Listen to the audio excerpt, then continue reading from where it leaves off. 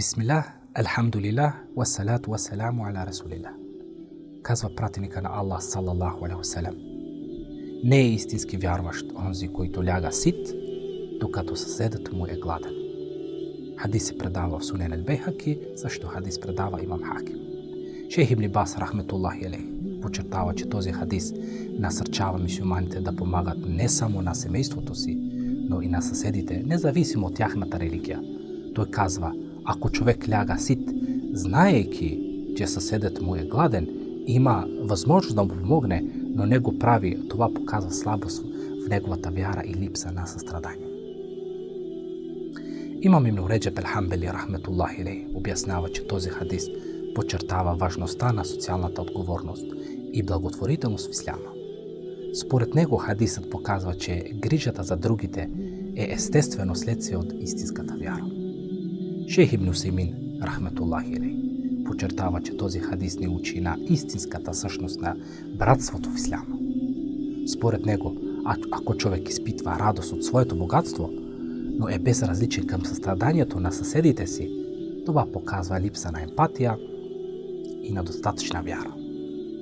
Той също така споменава, че грижата за съседите не се ограничава само до мюсюлмани, тя се отнася до всички хора. Истинската вяра се проявява в дела.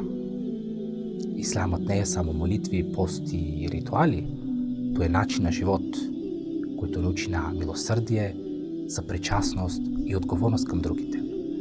Ако имаме храна, а знаем, че някой около нас е гладен и не му помогнем, това показва слабост в нашата вяра. Съседът не е просто човек, който живее до нас. В хадисите пратеникът на Аллах салалаху алейхи васелем ни учи, че съседът има специални права, независимо дали е роднина, приятел или дори човек от другата вяра.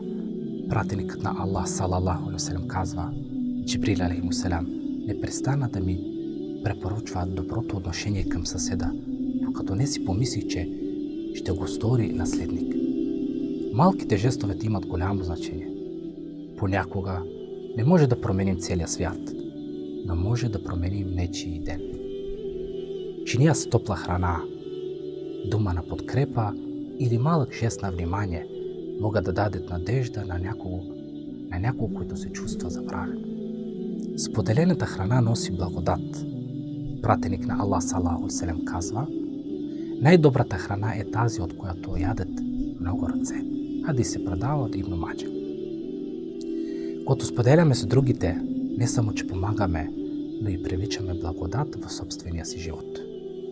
Ако искаме промяна, трябва да започнем от себе си. В свят, където има толкова много неравенство, може да изберем да бъдем от онези, които помагат, вместо онези, които оставят безучастни. Не е нужно да сме богати, за да даваме. Понякога една добра дума или време отделено за някога в нужда е по-ценно от злато.